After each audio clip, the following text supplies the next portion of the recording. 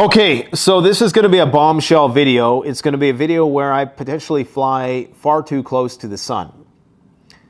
When this information was first presented to me, I was immediately intrigued because I understood what the ramifications were. They are very far-reaching and they are very serious. Now, against the advice of the individual who provided me with this information, or should I say forwarded me this information, I'm going to divulge it, but I'm hoping to do so in such a way that absolves me of any sort of censorious recourse from the establishment, we'll say. And I think I can present it as a hypothetical. I cannot attest to the absolute veracity of anything that I'm about to say. I do believe that in the coming days and weeks ahead, that there will be credence lent to what I'm about to say today, because it seems incredibly plausible and far more likely than the cursory level explanation of what's going on right now in the Middle East, okay? This is big, guys. This is major. And if there's anything you take away from this video, is that the cursory explanations that are offered by the media for these types of crises, immediately, of course, when there's a crisis, there's good guys, there's bad guys, follow the good guys. Anybody who doesn't, anybody who questions it is a dissident, okay? Is an enemy of the state, is an enemy of the people, is an enemy of the status quo. And as we all know, as time goes on, and there is an antithesis to that primary media thesis, then the truth eventually comes out. But it's always more complicated. What we are seeing, the war that we are seeing being waged on the surface is but the tip of the iceberg. There is an information espionage war that precedes all major wars, especially in the information age, okay, where everything is documented, where at the push of a button you can bring down a power grid, you can bring down critical infrastructure, you can get all the enemy's plans in one fell swoop. So the information war that precedes the war that we're seeing is far more important. Now, the explanations, again, that we're provided, and the reason why I'm prefacing all this, because I want people to walk away with this one understanding. We're not talking about cockamamie conspiracy stuff here, agenda, 20, 30, whatever the hell people, get transfixed on. We're talking about real deal, on the ground, CIA spy versus spy shit. Stuff I probably shouldn't even be talking about, but the only reason why I'm talking about it is because I don't know. I can't attest to the veracity. So I believe that naivete somewhat absolves me, because I'm not really, I know my limits, okay? I'm not trying to catch the car like the crazy dog who doesn't know what to do with the car when he catches it. I know my limits. I can dance around this issue, and the information I'm going to provide you today is all open source. It was said by a high-ranking politician in the Egyptian government who was an ambassador to Israel. And this is bombshell stuff, guys. I'm telling you, if this is true, holy shit. Okay? Now, the first thing you need to understand, and the first thing that occurred to me, remember that video I did where I said that some things just don't make sense? And we need to ask, what doesn't make sense? And typically, if you start peeling back the layers of that onion, you start to get answers to those questions, okay? And again, what I'm saying is going to be very rooted in, the mundane realm of things. This is not going to be, there's a global plan, it's alien, nothing like that. This is down here. I know how the setup, it seems like I'm going to be presenting some crazy theory. No, we're talking about World War III and what is happening behind the scenes to either prevent it from happening or accelerate its advance. Hamas. Immediately, we all, what is the word they want us to use? We all condemn Hamas, right? We all condemn the atrocities of October 7th. Everybody, in their right mind would condemn that sort of thing.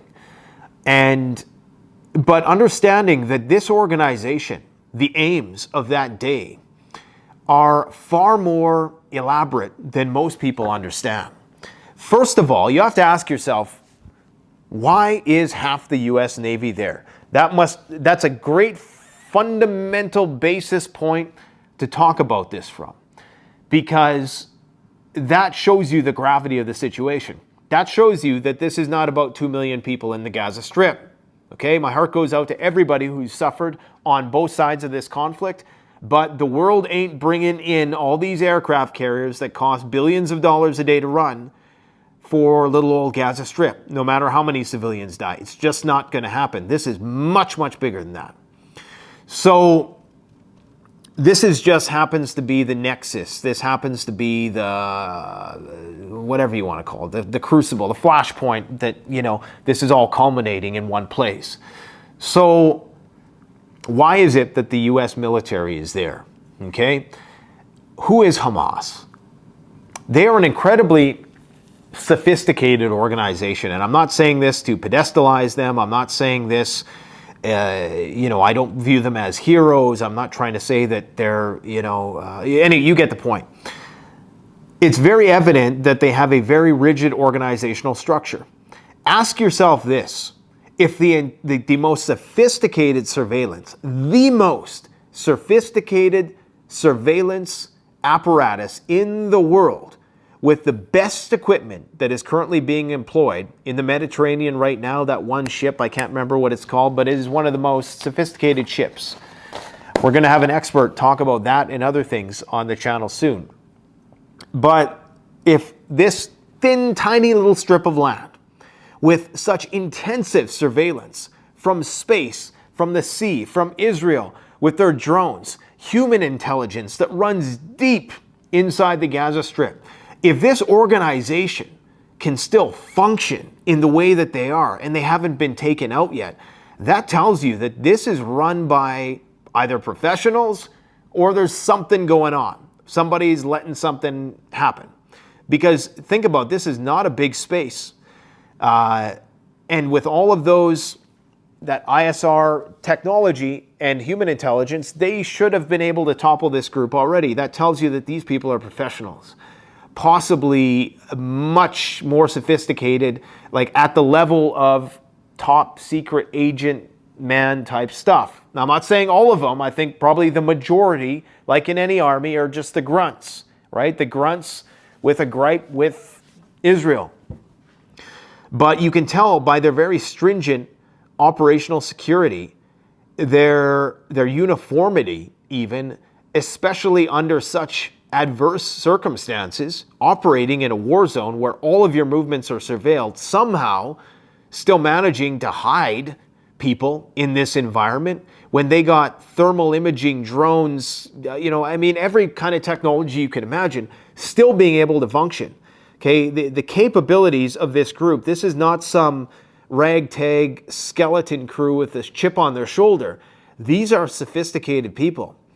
And that is evident, I think, and I think perhaps this is why the United States is there and why the Israelis are so paranoid right now, because they were able to pull off this incredibly sophisticated military operation.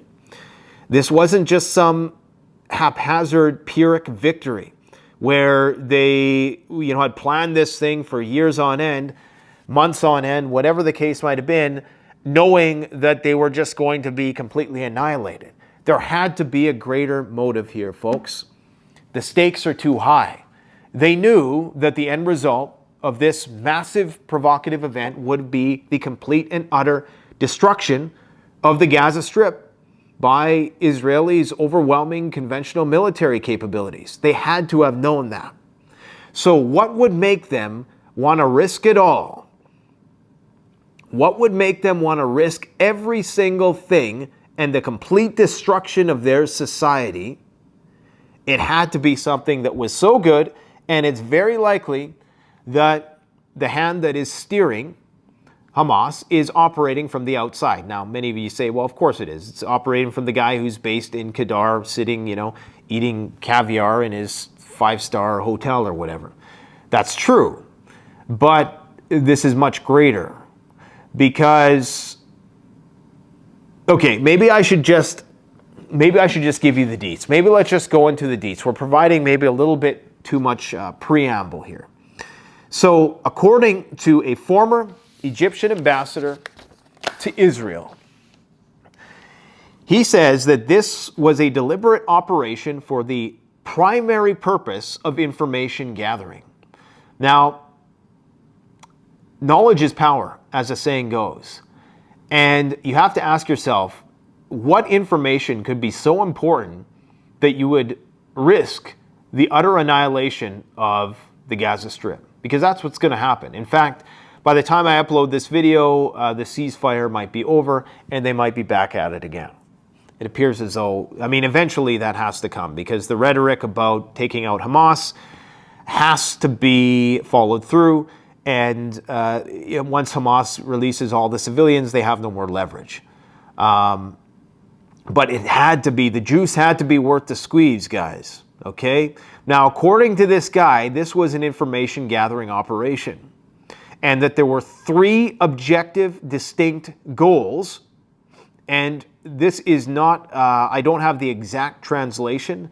There is an individual who made a video about this in Arabic. And I think that was the language. It might have been Egyptian. Is Egyptian the same? I don't know, guys. Just forgive me, okay? I'm still learning here. But anyways, 3 distinct goals of the operation. 1, collect intelligence, find intelligence, go to these military bases. You remember that morning when all this was happening, they immediately went for the military bases. Well, why did they go for these bases? You know, was this, you know, rampages of killing civilians in the streets, was that the purpose? It just doesn't make any sense, right? It doesn't make any thinking person would know what the consequences, and especially those guys who, you know, see the disproportionate response 1,000 times over the last 50 years. Every time they throw a stone, you know, Israel launches, you know, they shoot off artillery. So 3 of the major goals were collecting intelligence, the Eretz base, intelligence headquarters for the Gaza Strip, collecting a list of spies that were helping inside Gaza, okay, because many people might not know this, but there's a lot of people within the Gaza Strip that, you know, collude with the Israeli government, okay, and spy. And so this is why, you know, the fact that Hamas is able to operate at all is incredible when you think about it. So that was the first agenda. Get information about whatever sort of spy operation is happening inside the Gaza Strip. Apparently they were able to, in doing this operation, remember, they were able to capture high-ranking officers. And when you capture these high-level ranking officers, they have a lot of information. And if you have a lot of time with these individuals, you know, unfortunately, torture can, you know, basically make any canary sing at some point in time, even the most hardened individuals, unless, you know, they were given cyanide pills that they might have swallowed before they were taken, you know, into the strip. But I highly doubt it. And you'll notice that none of these guys were paraded, right? There was some images of them being taken hostage, but there was no, at least as far as we know anyways, as far as the footage that I've seen, there was no parading them through the streets and, you know, this kind of madness. Obviously, otherwise they probably wouldn't be alive. But anyways, more importantly, headquarters of Unit 8200, which are among the world's most predominant, sophisticated cybersecurity experts. Apparently, according to a cybersecurity expert I know, this is the top of the hop. Unit 8200 is where it's at. Now, according to them, they took many officers hostage. They acquired numerous servers. And the key thing is, what is on these servers? Information about, you know, global espionage, Iranian nuclear programs, the Israeli nuclear programs, Israeli military strategy, you know, possibly the whole 9 yards, the big enchilada. Now, can you imagine if that fell into the hands of the opposite side? Could that be the reason why the U.S. military rushed pretty much the entirety of the Navy that was ready to go at that period of time, and why it's still sitting there to this day? Could this be the reason why? That now the Iranians or whoever is in Qatar controlling this thing has access to this information, and why they are trying to bomb the living shit out of this place without creating a global uproar, which they've already done, but doing it in as surgical a way as they possibly can. And I know that sounds crazy because I don't condone what they're doing. Don't get me wrong. I don't condone the approach that they're doing. But like I say, there must be something going on here, because you have to ask yourself, like, what would they be thinking? What would the Israelis be thinking in doing this shit?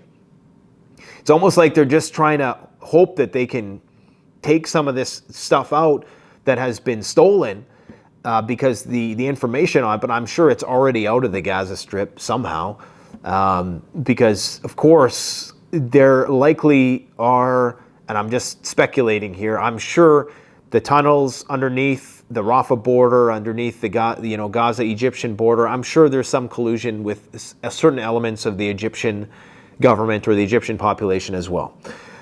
In addition to that, they went to Nidsarim military base. We all seen the footage, to take over the tanks, the storming of the base, to taking all the people hostage, the killing of hundreds of troops. And apparently they commandeered that base, and they acquired military action plans and emergency action plans. Now, I don't know what they mean, or what he means by emergency action plans in this context. Typically, that's of a STRATCOM nature. So Strategic Command uses encrypted messaging to make sure that they get the message from the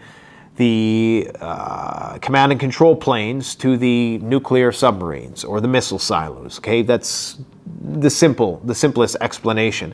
But that level of messaging. So if that sort of information fell into the wrong hands, now my skepticism, immediately is evoked here, because I immediately said, well, why the hell would you position such a thing so close to the Gaza Strip? Like, why would you risk putting that information there, right?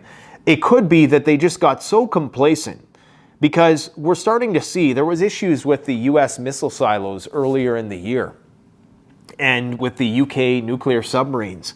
And we're starting to see that we're not dotting our I's and crossing our T's maybe as much as we should, because we've been the top dog for so long.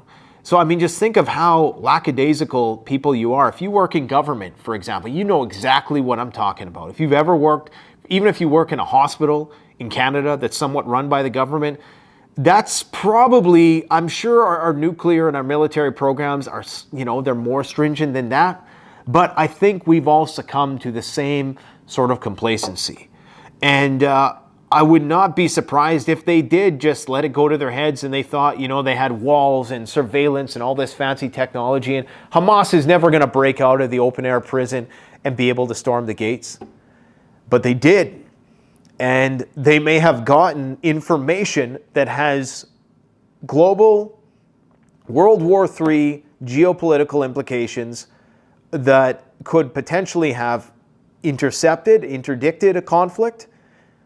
This friend of mine thinks that there's several explanations. One explanation is that the information that they acquired was related to the fact that maybe Israel, Netanyahu, knowing that he needed some sort of war to be fomented in order to stay in power, because he's hated there domestically by a large majority of the population, that he was planning a war at one point or another. And of course, anyways, I was going to go off on another tangent, but I won't.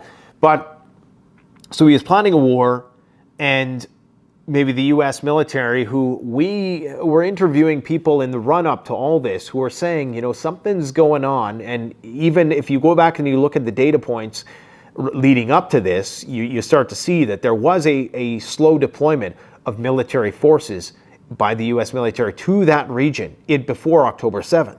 Okay, so we knew things were heating up. I mean, we've known they've been heating up. We know ultimately this has to culminate with the taking down of the Iranian government so they don't get nuclear weapons. If Iran gets nuclear weapons, the petrodollar's days are already numbered, but it's, those days are going to be fewer and far in between if Iran gets the bomb, which will ultimately be Iran's goal. Don't tell me that Iran doesn't want the bomb. Even if you're one of the most idealistic of people on that side of the argument, why wouldn't Iran want a nuclear weapon when they know that that would be something that would protect them against, look at North Korea. They haven't fucked with them, and there's a reason why. It's because they have nukes. Okay, okay? Like North Korea is never going to give up. Any country that gets nukes is never going to give them up because they know. They look at the examples throughout history, Syria, Iraq, Yemen. They know what's coming if they give them up. So, yeah, Hamas had a clear target, and it wasn't just some ambiguous pie in the sky, oh, we're going to galvanize the world against Israel sort of campaign because Israel's going to overreact. It wasn't that. At least, maybe that was part of it, okay?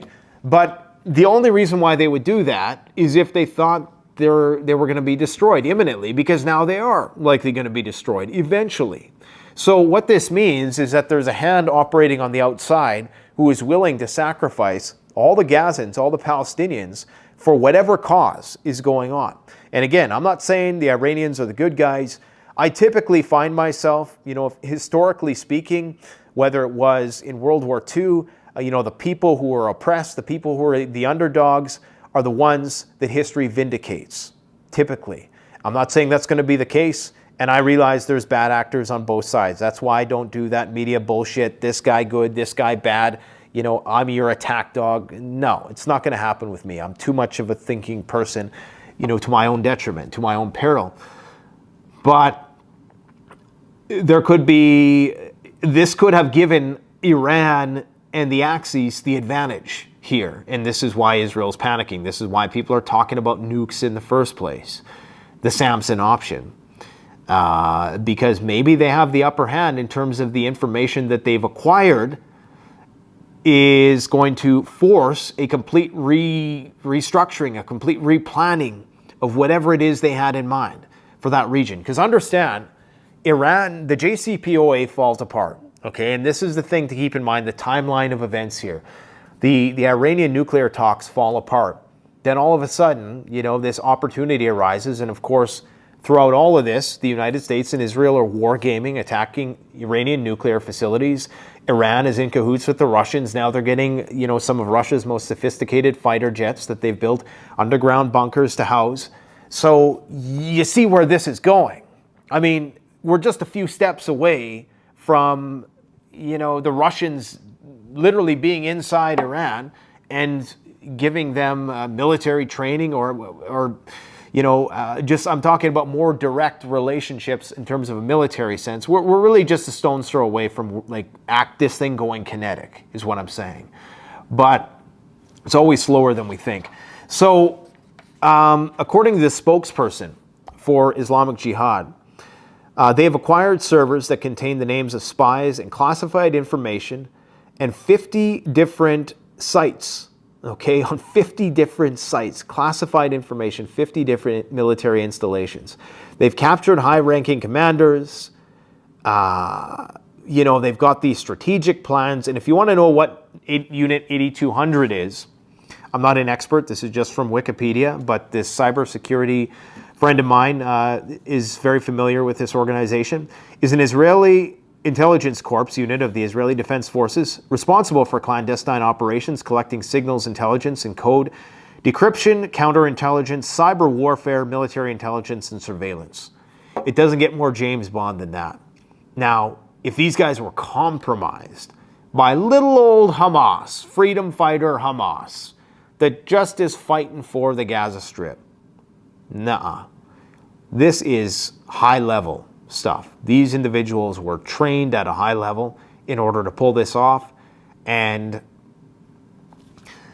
for all I know, the truth is much, much deeper. There could be overlapping alliances. There could be domestic collusion. There could be seditionary acts within the Israeli government that maybe partook in this. And that's where we kind of get into the realm. That's where you got to be careful, right? Now, we're just talking here. We're just speculating. We're just, farting in the wind, as they say. We don't know what is actually true or not, but what we do know for certain is that the explanations we are provided are, that's just the tip of the iceberg, okay? So if you take anything away from this video, just understand that the war that we see is not the war that is, the real war is going on behind the scenes. And anything we see is just like the outcome. Like imagine, when you look at a person, look at that beautiful person over there, you see their exterior, right? You don't see all the inner workings of their organs and their flesh and their skin and their blood and all that stuff going on underneath that's making that thing. That's, when you look at a crisis depiction in the news, that's what you're seeing. And it's always incredibly dichotomous and black and white, cut and dry, good, bad, we need to do this, overly simplified explanations. Why don't you condemn this, blah, blah, blah. Just dumb ass fucking stupid explanations for children. Okay, that's what they want. Why don't you condemn? We condemn that. Okay, let's talk about other things now. We condemn it, we condemn it, we condemn it times 10.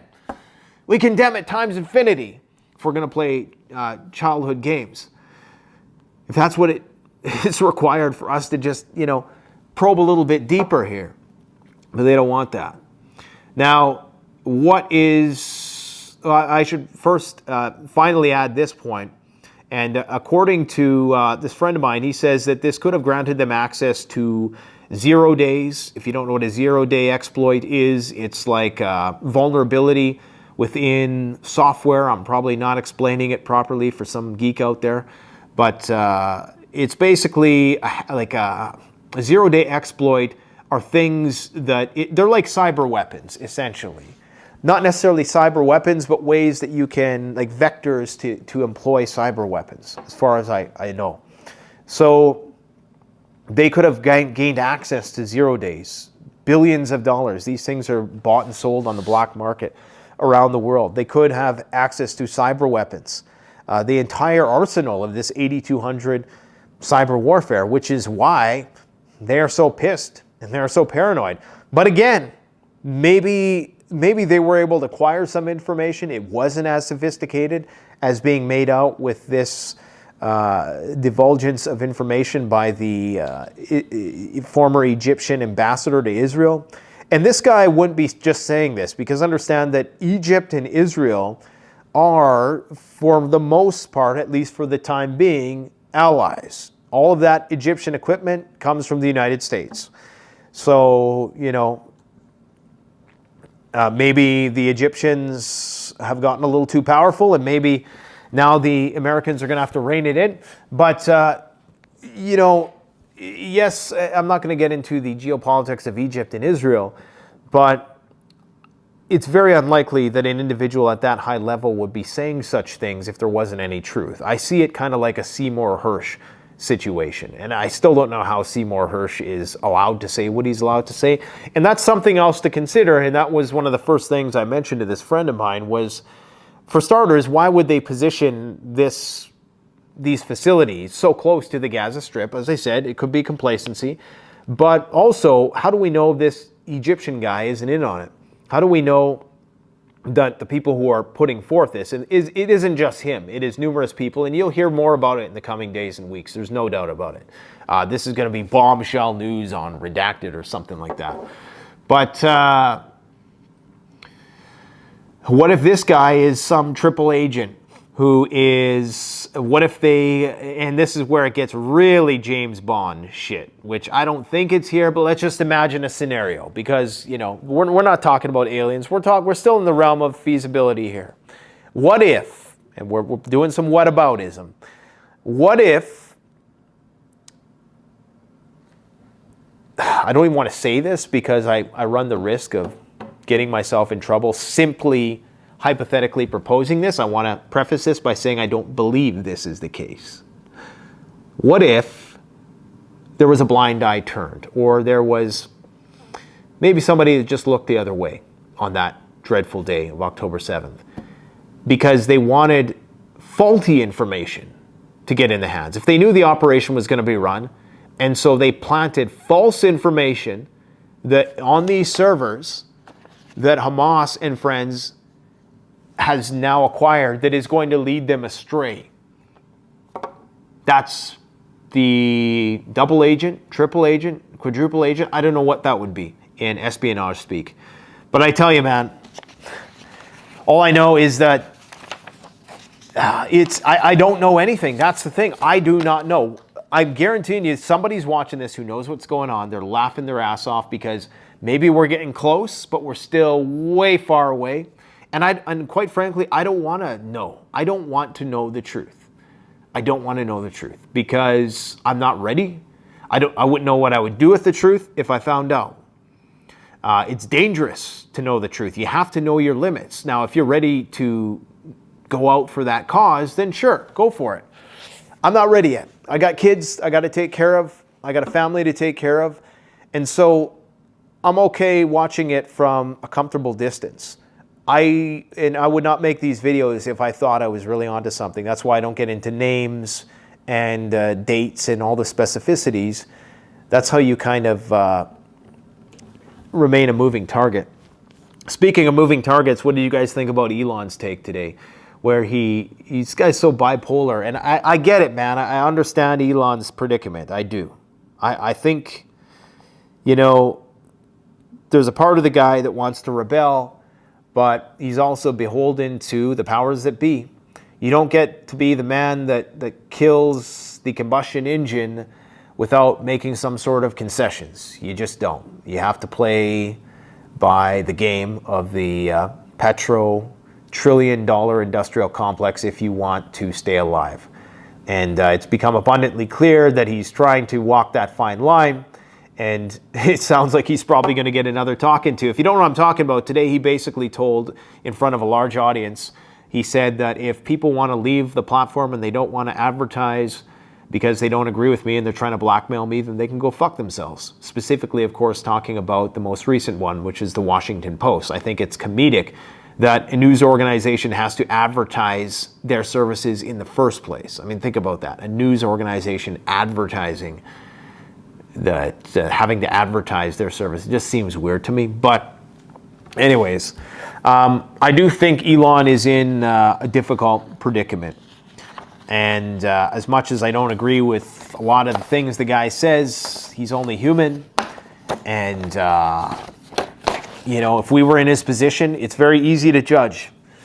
It's very easy to judge the managerial class when you're not looking at things from their perspective. Usually, when you get up there, you start to see, oh, this is why you came off as like a batshit crazy tyrant, because you have this information.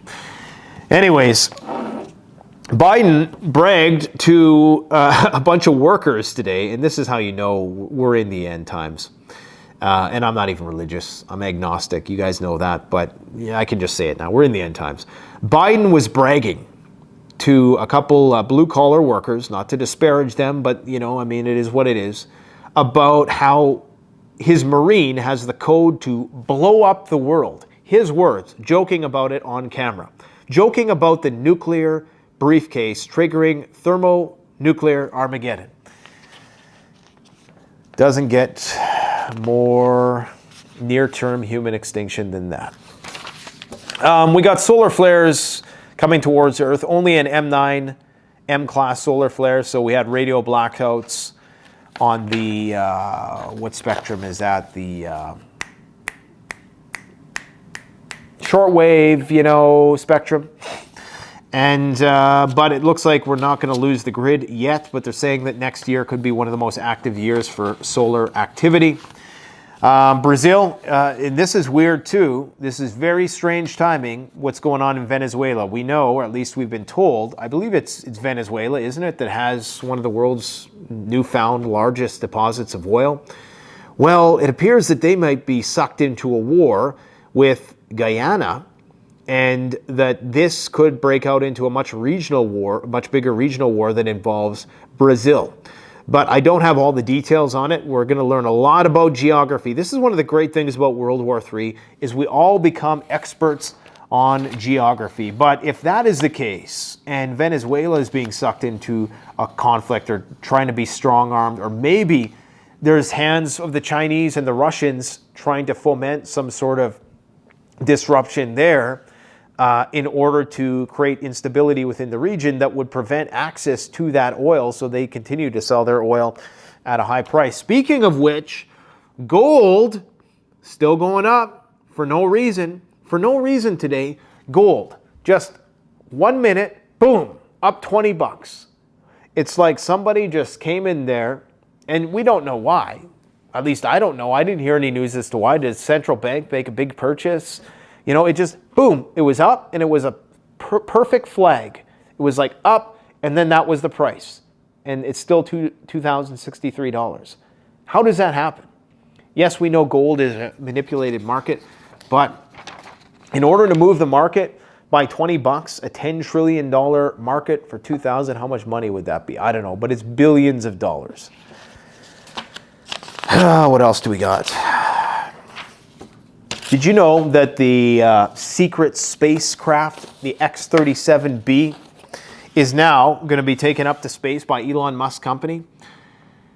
So as much as I appreciate Elon, as much as I appreciate the Cybertruck, 24 hours to go before we see what it's all about, I gotta say, it starts to look very fascistic and suspicious when you got Starlink, when you got the boring tunnel machines digging tunnels into the earth to God knows where, when you got Starlink now commandeered by the U.S. military, being used for military purposes throughout Russia to attack the Russians, to attack Moscow on a daily basis. You have Twitter, which of course he's got to keep his Tony Stark appeal. So when you start losing the favor of the masses, and you see the genius of that move that he just did, everybody was turning on him. And Elon, if you're watching this, you, my friend, are a fucking genius. Because now everybody's back on his side again. I mean, he lost a lot of fans with his, little expedition to the promised land there.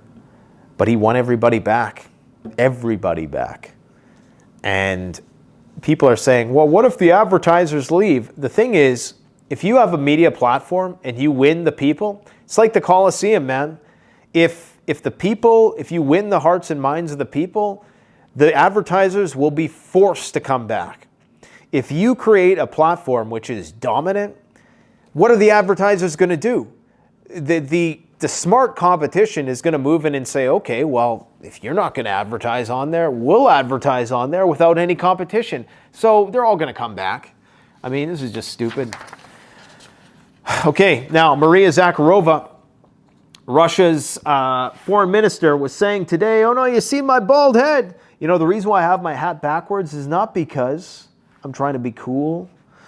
I'm trying to resonate with the kids. It's because if I put it like this stupid camera focuses on the beak and then the autofocus is doing this for the whole time. So let's go back to looking cool here. Russia, to bear in mind the possibility of NATO ships escorting vessels from Ukraine. We're going to have NATO ships coming through the Bosphorus Strait soon in Turkey, it appears. And they're going to be escorting Ukrainian vessels. Because the Russians know that they're obviously going to be, according to the Russians, I'm just summarizing this article, which is much more eloquently written than I'll be able to say it, is they know that there's military intent behind this. And the Russians have ruled out any sort of peace talks, at least until after 2024, when there's a newly elected president. So we know that the war is only going to continue to escalate and simmer in the time being. South Korea is wanting nuclear weapons. They are not appeased by the nuclear umbrella that the United States has offered up. They want their own nuclear weapons. So they're probably going to get some nuclear weapons stationed inside the country at some point. Now, I received a letter from a person in Finland, not a letter, but a email. And I want to thank you for your email. And as per the email, I won't disclose your personal information. Because if you know, I've been talking about Finland lately and the border, and I asked people yesterday to share some information about Finland. And it's a very complex situation. He provided some insights as to why he felt this border crisis was being fabricated and that it was punishment for, Finland joining NATO. But in terms of the tangibles that he talked about, one of the things was that, and this is speculation now, because we love to speculate, I mean, that's really all we got at this point. The fog of war is too thick. We got to speculate. I mean, we're just walking blind. So, you know, we got to assume that there's a pole here and there's, you know, we're going to run into stuff. We have mandatory service in Finland. So what's happening inside the military is not always kept a secret because everyone is involved in it or has been. The rumors I like to share is that just before we joined NATO, we mined our border with Russia in strategic locations. I was told this by a friend that was called in to support the operation. Seems feasible because, you know, Finland is a big country, relatively speaking, and it's a huge border, and I'm sure they know where the strategic choke points are. Anyways, and according to an old army buddy of mine that works in the Finnish, I'm not sure what he's, maybe military police, we have had a lot more strange activities around military bases and facilities, like small flying drones flying over and random people trying to walk into bases. I believe we had some of that happening at the start of the war, didn't we? Where Russians were flying drones around critical infrastructure and things like that. And there, you know, there's been a lot of mysterious things happening recently in nuclear power plants around Europe, like power shutdowns. And just over the weekend, there was a big story, it was mainstream news, about how hackers targeted water treatment facilities in the United States. So we're seeing a ramping up of cyber operations. Flying drones around random people and trying to walk into bases. Also, the threat level in the army in Finland are at currently yellow +3, which means that we are less than 1 level away from red, and red means full-scale mobilization and war. This is absolutely not normal if it's actually true, but I can't confirm any of this information.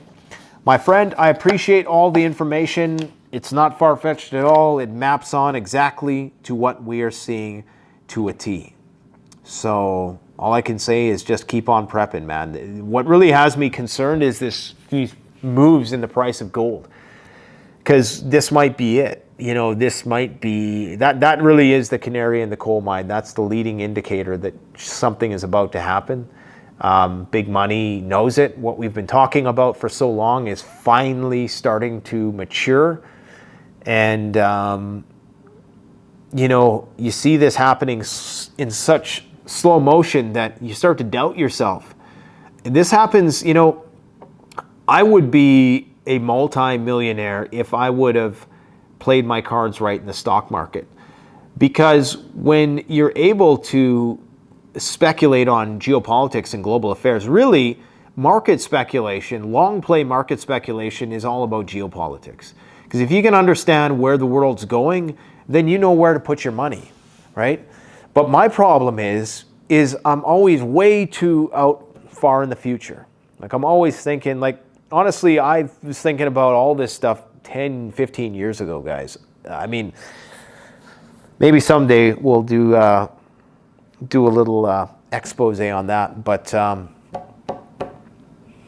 seen this coming. But you get doubtful when it doesn't happen in the timelines that you originally envisioned, but it's happening. So, and I guess part of the reason why I've postponed buying land, maybe there's something about it that I knew I had time, but now I don't think I have much time. Now I sincerely don't think I have much time, and I gotta just settle for something. Because I'm the kind of person, I'm a perfectionist, and when I make a decision, I want to make sure it's the absolute right one, because I want it to be my last decision. I don't do starter homes, and if I buy a home, I want it to be like that one guy who lived till he was 112 and smoked cigars every day. I want that to be my home for the rest of my life. I don't need, you know, to be moving around every 5 years. That's why when I make a decision, it's the final one. And so it's been difficult, but there's something in the air right now, and it's time to act. It's the time for playtime is over. So let me know what you think in the comment section below. See you tomorrow.